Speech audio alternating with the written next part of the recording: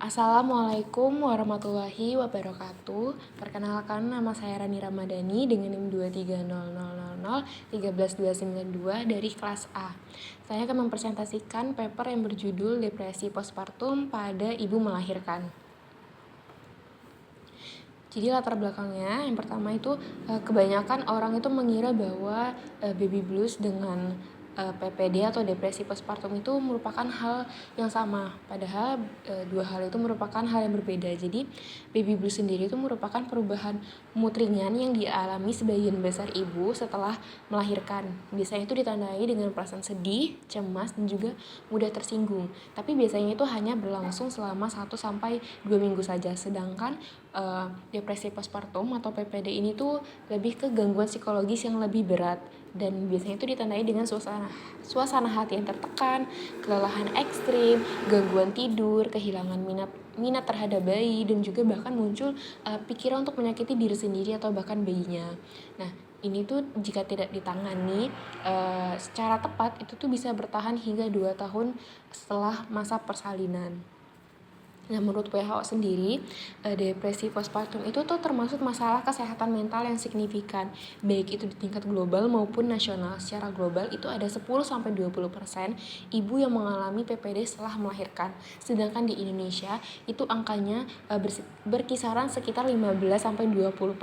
Menurut WHO sendiri itu sekitar 13-19,8 perempuan itu pasca persalinan itu mengalami gangguan mental, terutama depresi dengan proporsi yang lebih tinggi di negara yang berkembang.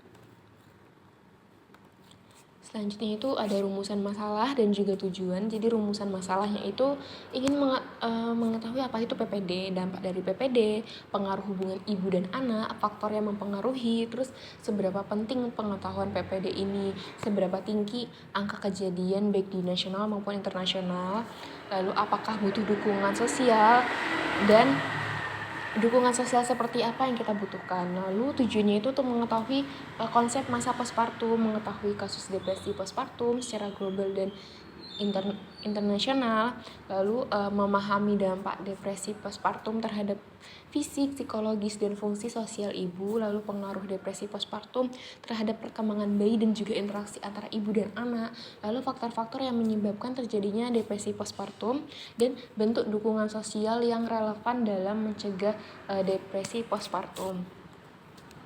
Lalu masuk ke apa itu postpartum. Jadi depresi postpartum itu tuh merupakan gangguan hati yang serius yang terjadi setelah masa persalinan. Ini tuh biasanya lebih berat dan bertahan lebih lama dibandingkan dengan baby blues.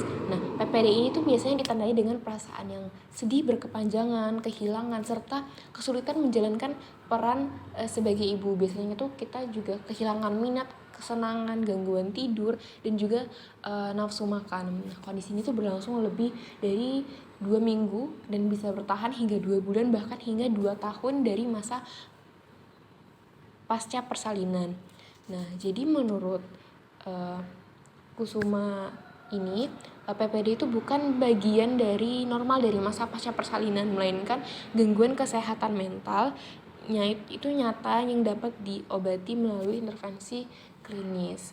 Nah, secara klinis menurut DSM-5, PPD itu dikategorikan sebagai major depressive disorder with peripartum onset, yaitu gangguan depresi mayor yang muncul selama kehamilan atau dalam 4 minggu pertama pasca persalinan, dan itu tuh dampaknya signifikan pada kesejahteraan ibu, bayi, dan juga keluarga.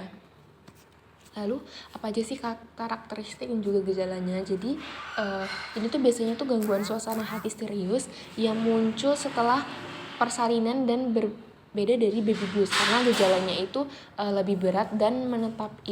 Ibu mengalami kesedihan yang mendalam, kehilangan minat, kecemasan berlebihan, dan perasaan bersalah. Biasanya itu disertai pikiran negatif terhadap diri sendiri, penarikan diri, dan juga interaksi sosial. Serta ini tuh kesulitan membangun ikatan antara ibu dan bayi. Nah, gejala fisiknya itu biasa gangguan tidur, perubahan nafsu makan, kelelahan, yang biasanya mengganggu fungsi sehari-hari. Kondisi ini tuh biasanya muncul beberapa minggu setelah persalinan, dan itu tuh biasanya tidak berlangsung lebih dari 2 minggu dan bisa bertahan berbulan-bulan jika tidak ditangani, sehingga itu bisa berdampak pada kesejahteraan ibu, kualitas dan dukungan atau hubungan ibu dan bayi, serta dinamika keluarga. Lalu ada faktor resiko dan juga dampaknya. Nah, biasanya itu dipengaruhi oleh interaksi berbagai faktor biopsikososial. Secara biologis, perubahan fisiologis itu setelah persalinan, termasuk fluktuasi hormon itu tuh bisa meningkatkan kerentanan emosional ibu meskipun tidak selalu menjadi fokus utama setiap penelitian. Nah, dari sisi psikologis itu tuh tingkat stres yang dirasakan ibu setelah melahirkan itu sangat berperan, terutama ketika menghadapi tuntutan peran baru, kelelahan dan tekanan adaptasi pasca persalinan. Nah, faktor sosial yang menjadi aspek yang paling penting dan menonjol itu di mana rendahnya dukungan dari pasangan dan keluarga serta kondisi sosial ekonomi yang kurang mendukung. Nah, ini terbukti mendukung meningkatnya risiko depresi postpartum. Sebaliknya, dukungan sosial yang memadai itu bisa berfungsi sebagai faktor protektif, menurunkan tingkat stres, kecemasan, dan juga depresi pada ibu pasca persalinan. Nah, depresi postpartum juga memberikan dampak yang signifikan terhadap kesejahteraan psikologis ibu serta kualitas hubungan dengan bayi.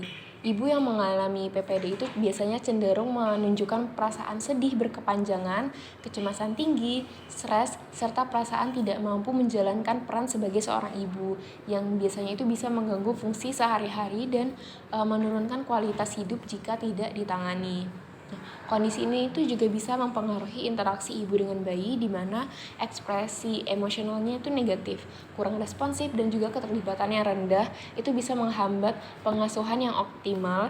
Selain itu, depresi postpartum itu berpotensi menimbulkan dampak yang panjang pada anak, termasuk gangguan perilaku, keterlambatan perkembangan kognitif, dan juga resiko pola pengasuhan yang tidak ideal. Lalu ada penelitian terdahulu di mana secara internasional dan nasional itu menunjukkan bahwa depresi postpartum itu tuh cukup umum terjadi pada ibu pasca melahirkan dengan prevalensi itu hingga 40% pada tahun pertama setelah persalinan.